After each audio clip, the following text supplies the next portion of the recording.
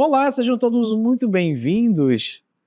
Eu sou o professor Artemison Montanho, do componente de História, esse componente maravilhoso, onde a gente vai continuar aprendendo um pouco mais. Então, eu quero te convidar para verificar comigo o nosso objeto de conhecimento. Nossa aula de número 8 tem como objeto de conhecimento absolutismo e iluminismo. E no nosso detalhamento, nós vamos verificar o seguinte: século XVIII, século das luzes? O iluminismo e suas contradições, avanços das ideias de liberdade e razão em contraste com a intensificação do colonialismo e do tráfico transatlântico de africanos. Certo, queridos? Então, vamos mergulhar nessa história?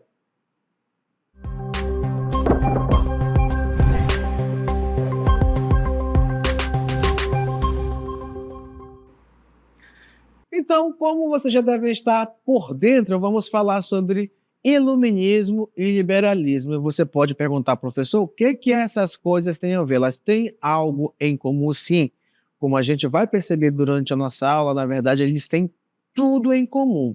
Porque nós podemos pensar da seguinte forma: enquanto o iluminismo é a base, o liberalismo é a consolidação das ideias que são lançadas pelo iluminismo, tá? Então, bota isso na cabeça. Se o iluminismo traz a base, traz as ideias, o liberalismo estabelece, de fato, as instituições que vão trazer mudanças significativas no mundo da época e até, na verdade, os dias de hoje.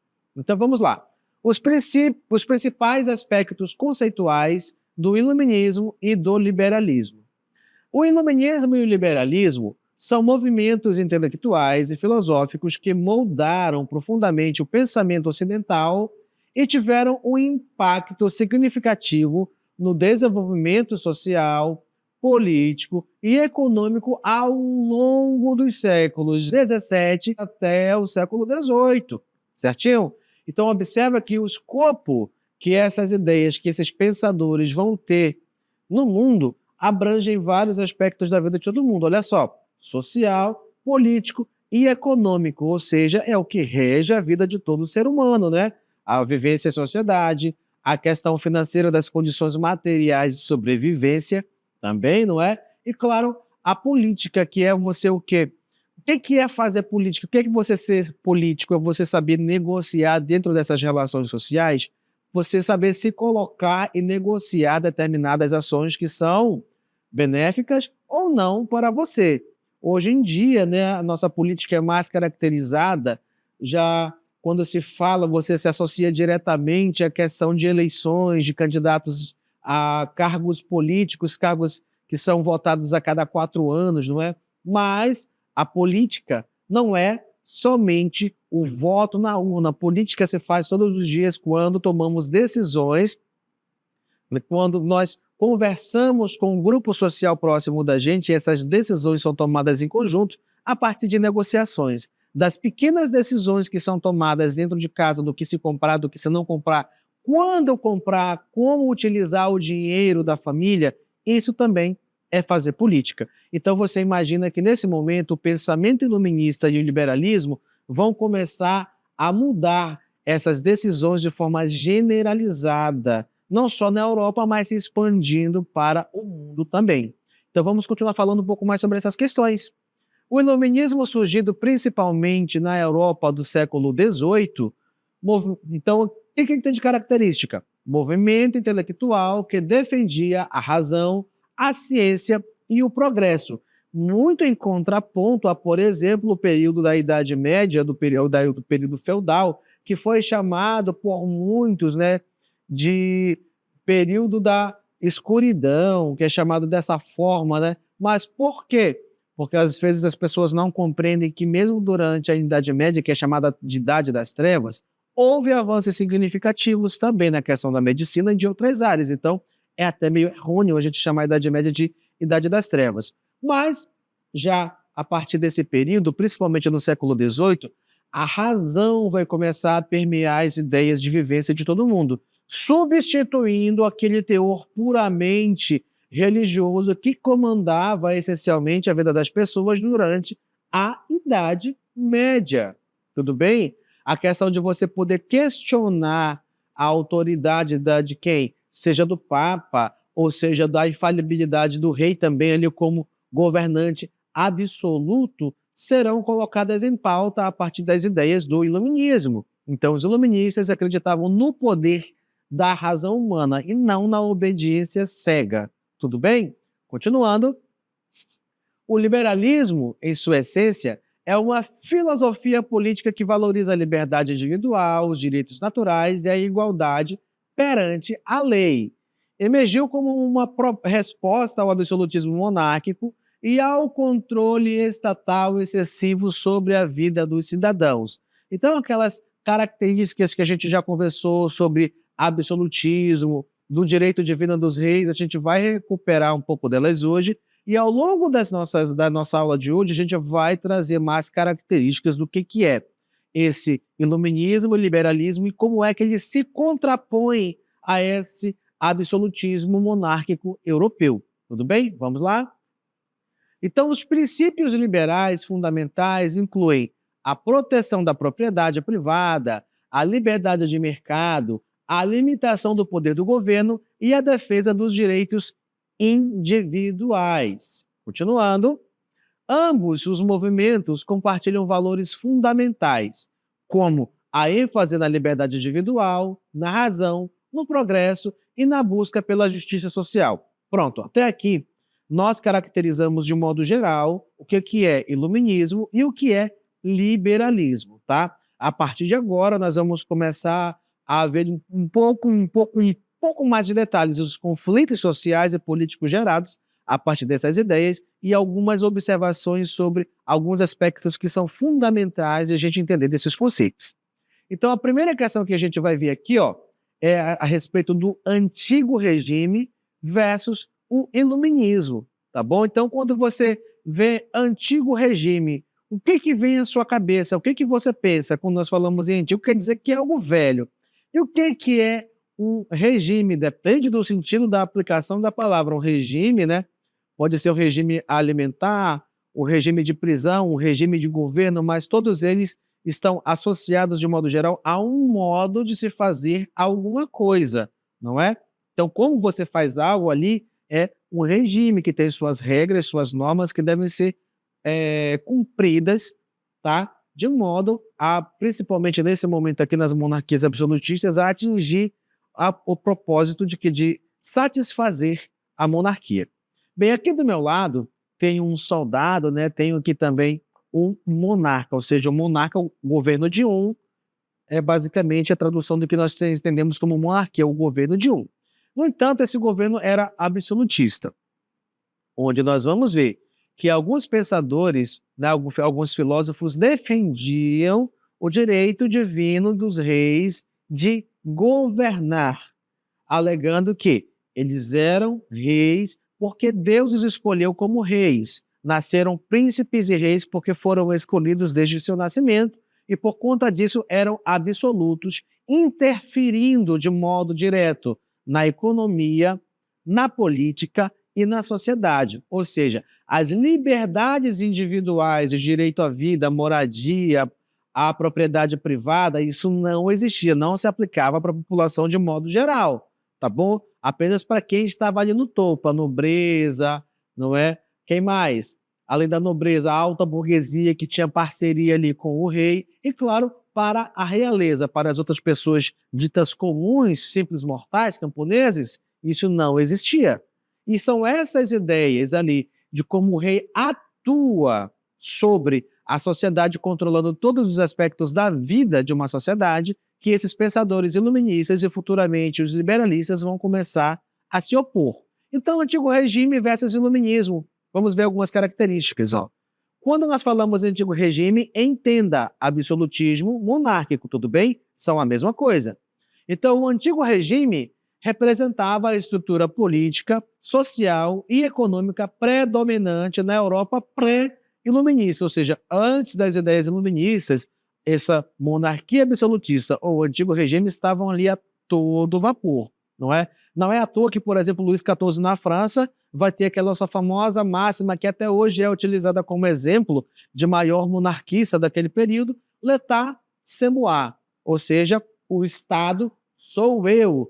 Ele quem governava tudo, era ele quem dominava tudo. Basicamente era isso que ele estava dizendo. O poder estava centrado unicamente nele. Tudo bem? Continuando. Era caracterizado pela supremacia absoluta dos monarcas, a influência da nobreza e do clero, como eu disse para vocês, são as principais classes associadas aí ao rei. Mas por quê? Ó? Observa a seguinte questão ali. Ó. Pode voltar lá, por favor, no texto. Texto anterior, por favor. Aqui, ó. Observa que está falando monarca, nobreza e clero. Se você for pensar, todas essas classes citadas são basicamente a farinha do mesmo saco. Por quê? O monarca é o rei e a realeza, mas a nobreza é quem são os parentes do rei de modo direto, muitas vezes são irmãos, primos, né? Porque nesse momento nobreza só casava com nobreza, realeza se casava com realeza. Então os parentes do rei, eram de modo geral, e as famílias nobres que tinham algum parentesco de sangue, mesmo que mais distante, fazem parte dessa nobreza e é parente de sangue dessa realeza. Por sua vez, o clero, os altos postos do clero, eram ocupados, adivinha por quem? Por membros da nobreza, que muitas vezes eram mandados para onde? Para as igrejas. Principalmente durante a Idade Medieval, o que acontecia de quê? De o pai passar seus bens apenas para o filho mais velho, e para os filhos mais novos, muitas vezes, que não herdariam nada, eram mandados para onde? Para dentro da igreja. Então, muitas das pessoas que faziam parte desse clero, na verdade, também eram de origem nobre. Portanto, eles tinham não só o laço dos interesses de manter o status quo, ou seja, a posição social ali, de mantê-las perpetuamente, como também, de certas vezes, tinham essa ligação de sangue. Tudo bem? Continuando o nosso texto. Era caracterizado pela supremacia absoluta dos monarcas, a influência da nobreza e do clero, sistema econômico baseado no feudalismo. Lembra do feudalismo, onde a unidade de medida de riqueza era a posse da terra? Quanto mais você tinha, mais rico você era, e que a economia também, por sua vez, girava no processo de produção agrária, de se plantar milho, trigo, batata e o que mais fosse necessário, ou seja, os produtos que eram produzidos na terra era o que movimentavam a economia do período feudal, tudo bem? E isso só vai ser modificado a partir daquele processo de acumulação primitiva de capital que a gente viu, que vai ser gerado pelo mercantilismo, e, claro, o processo de financiamento do surgimento das indústrias, e que vai culminar na chamada Revolução Industrial ali de meados para o fim do século XVIII, tudo bem? Vamos lá, continuando. Nesse período prevaleciam as desigualdades sociais, a censura intelectual e a falta de liberdades individuais. Então, caracterizamos a sociedade desse momento. As pessoas não têm liberdades individuais, se tem um sistema de governo, um regime de governo, que é o absolutismo monárquico, que controla todos os aspectos da vida das pessoas. E é em contraponto, ou seja, é se opondo, é batendo de frente ali, ó, é choque, é briga mesmo ali de ideias de política, que surge, então, o pensamento dos iluministas. Tá? Então, o iluminismo surge nesse momento para quê? Para questionar, tudo bem? Então, nós vamos ter nesse momento muitas interrogações que serão colocadas nas cabeças das pessoas a partir do processo de divulgação do pensamento iluminista. E como nós sabemos, os iluministas tinham, por sua vez, a intenção de mudar essa forma de pensamento e trazer esclarecimento no pensamento das pessoas, tá bom? Sair do obscurantismo, da ignorância, para passar a questionar, a duvidar, a ter conhecimento. E por isso é chamado esse momento de quê? De século das luzes. Tudo bem? Principalmente o século XVIII, trazendo essa nova forma de se enxergar a sociedade, pensando o quê? Que apenas as explicações teológicas, apenas as explicações da vontade do rei, que é absoluto, não serviam mais para quê?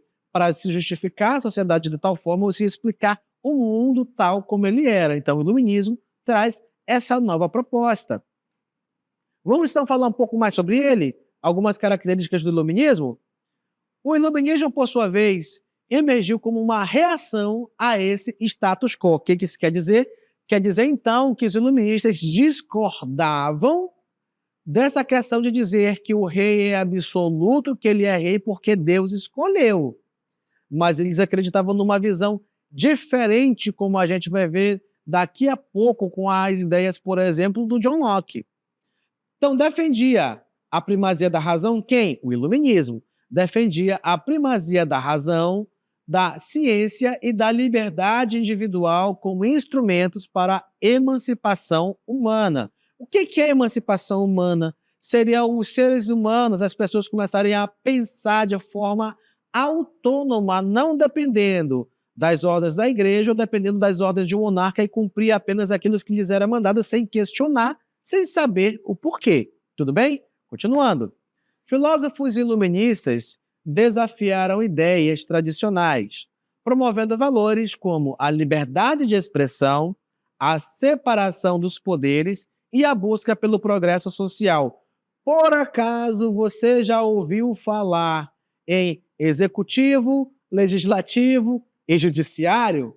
Pois é, essa ideia da separação dos poderes que vai ser implementado no Brasil ainda no período imperial, tudo bem? Vem daí, do pensamento iluminista. Não só no Brasil, como diversas nações do mundo adotam esse sistema de autonomia entre os poderes a fim de garantir que eles sejam autônomos, tá bom? E que consigam fazer seu trabalho de forma a não interferir um no outro, tudo bem? Continuando o nosso texto.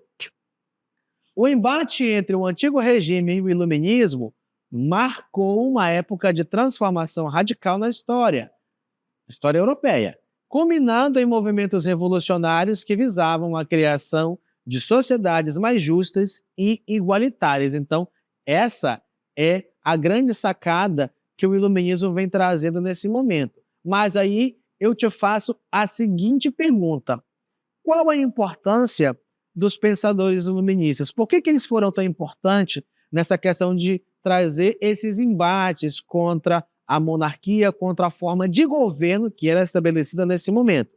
Primeiro, porque eles faziam o quê? Promoveram o pensamento crítico. O que é pensamento crítico?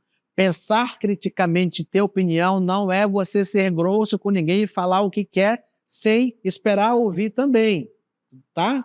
Então, pensar de forma crítica é pensar de forma inteligente, entender o mundo que te cerca, saber questionar questões sociais, os problemas sociais, por que eles existem, quais são as explicações e também propor soluções inteligentes para resolver tais questões. Isso é pensar criticamente, não é só dizer, reclamar, dizer que não gostou e não propõe forma de resolver. Então, pensar criticamente parte desse ponto de vista de você compreender a conjuntura histórica, social e econômica em que você está vivendo.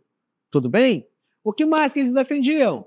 Defendiam a liberdade e igualdade, princípios estes que, por exemplo, nortearão a chamada Revolução Francesa. Tudo bem? Igualdade, liberdade, fraternidade, que inclusive também são princípios que estão listados na nossa Constituição e de diversos outros países, tá? Daqui do nosso continente americano. O que mais?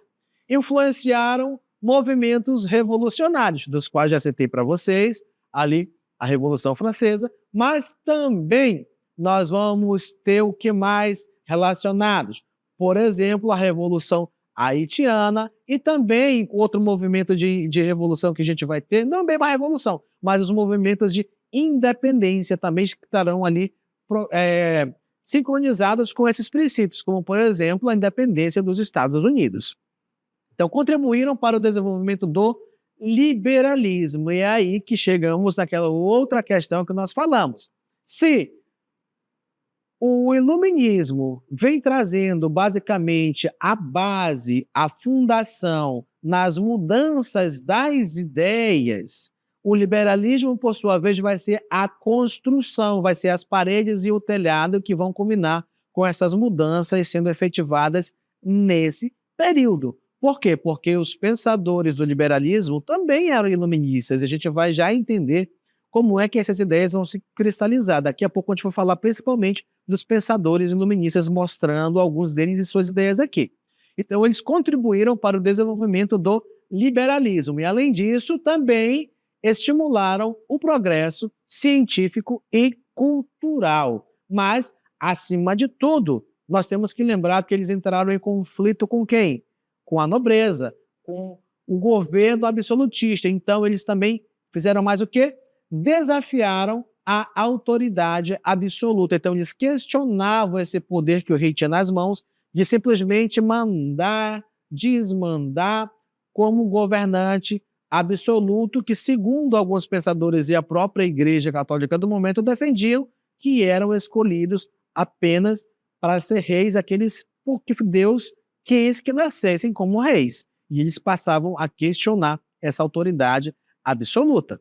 Tudo bem? Então aí nós vamos falar então sobre alguns desses pensadores. Tudo bem? Vamos lá então. O primeiro deles que nós vamos trazer aqui, ó, é o John Locke, que nós vamos ter principalmente dois aspectos fundamentais do pensamento liberalista. Quando nós falamos em liberalismo, sim, de fato está associado a essa questão da liberdade de pensamento, a liberdade de expressão, a liberdade de questionamento dentro de uma sociedade. E dois nomes principais que se destacam nessa questão do liberalismo, por exemplo, é o John Locke no liberalismo político e o Adam Smith no liberalismo econômico, tudo bem? Então são os dois principais. Por que que o John Locke vai ser responsável então por representar essa questão do liberalismo político? Porque ele acreditava na seguinte ideia, que um governante ele não existe para governar para si, mas ele existe para governar para a sua população. Tá? E ele tinha por obrigação fazer o que? Garantir as liberdades individuais e os direitos básicos dessa população. E que quando o governante não cumprisse com essas obrigações de assegurar os direitos da população, a população tinha todo o direito de se rebelar e de trocar esse governante.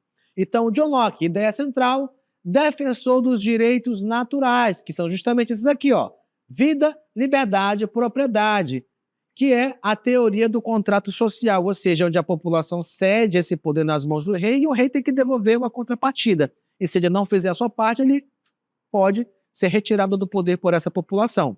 Então aqui, ó, a teoria do contrato social e influência na formação de governos baseados no consentimento popular. Outra pessoa que nós vamos ver aqui depois do John Locke é o Voltaire. Já ouviu aquele ditado, né? Que posso não concordar com o que dizes, mas defenderei até a morte o teu desejo de falar, ou melhor, a sua liberdade de falar. O que isso quer dizer? Que muitas vezes nós entramos em conflitos com pessoas, nós vamos para uma discussão, você não concorda com o ponto de vista do outro, mas você não tem o direito, nem ninguém tem o direito de impedir a pessoa de ter livre expressão. Então, Voltaire, ideia central, defensor da liberdade de expressão, crítico da intolerância religiosa e da injustiça social. Promoveu o pensamento racional e a liberdade religiosa. Ou seja, não importa se essa pessoa que você está tendo uma discussão, quando nós falamos em discussão, discussão não é uma briga, gente. Discussão não é briga. Discutir com alguém é você debater com ele sobre um ponto de vista diferente de um mesmo objeto, sobre o mesmo assunto. Cada um colocando suas ideias, seus argumentos e contra-argumentos. Isso é uma discussão, não é gritaria. Discussão não é briga. Tudo bem? Quem mais nós vamos ter aqui na sequência? Temos o Montesquieu, onde a ideia central do Montesquieu é a teoria de separação dos poderes executivo, legislativo e judiciário, para evitar abusos de poder e defender a liberdade política. Então, nós sabemos que hoje o Brasil é pautado nessas questões, a divisão dos poderes executivo, legislativo e judiciário, mas que em um momento anterior da política nacional, quando ainda éramos império durante o Segundo Reinado, quando foram estabelecidas essas questões ali no período imperial, no Segundo Reinado, Dom Pedro II criou mais um quarto poder, que era chamado poder moderador, que na verdade atuava controlando o executivo, legislativo e judiciário, porque esse poder moderador era atribuído a ele. Mas então, para acabar com essa falta de autonomia entre esses poderes, né, depois esse poder moderador é extinguido, retirado da Constituição, principalmente pós proclamação da República e as constituições que serão escritas, não é? Para quê? Para agora definir como se organizaria esse novo país que era o Brasil que acabava de nascer. Então nós temos aqui alguns desses pensadores, né? Outro pensador que a gente vai trazer aqui para vocês, que é do iluminismo, é o Jean-Jacques Rousseau, que é o defensor do contrato social, que acreditava na soberania popular direta e na ideia de que as pessoas nascem naturalmente boas, mas são corrompidas pela sociedade. O que isso quer dizer? Quer dizer, então, que a índole humana seria boa desde o nascimento, mas as condições materiais da vida, as necessidades, ao que essas pessoas são expostas durante seu crescimento, no período de formação intelectual, de formação como pessoa, é que acabava desvirtuando essas pessoas, transformando elas em pessoas más, em criminosos ou em pessoas boas que continuariam mantendo esse mesmo sistema social. Então, dependendo de como é o meio social onde essas pessoas estão inseridas a partir do seu nascimento, elas são influenciadas, até porque, segundo a ideia do Rousseau, todas as pessoas nascem boas, mas a sociedade os corrompe, não é? Agora, nós temos mais um pensador que é o Adam Smith, que, como eu citei para vocês, junto com o John Locke, eles então estão ali representando essa questão do liberalismo. Se o John Locke representava a questão do liberalismo político, aqui com Adam Smith nós vamos ter então aqui a questão do liberalismo econômico sendo colocado em pauta. E qual é a ideia central do Adam Smith?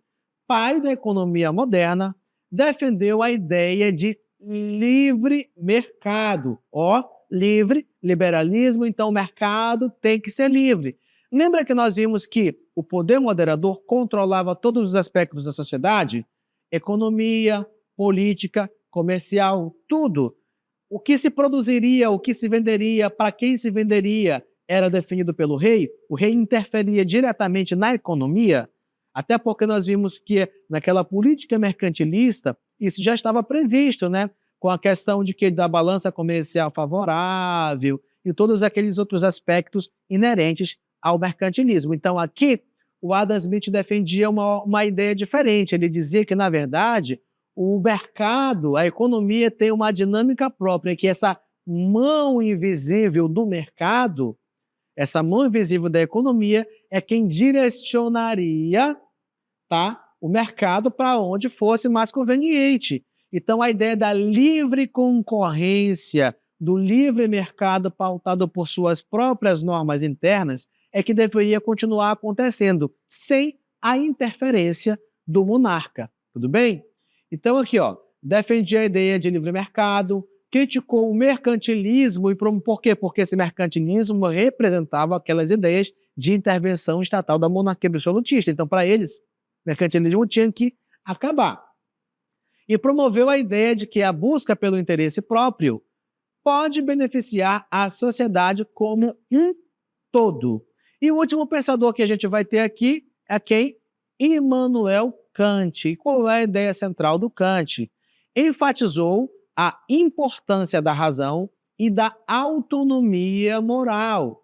Defendeu a ideia de que as pessoas devem agir de acordo com os princípios universais e racionais. Porque se você vive em sociedade, você tem que utilizar a racionalidade para conviver em sociedade. Então, queridos, bastante informação, né?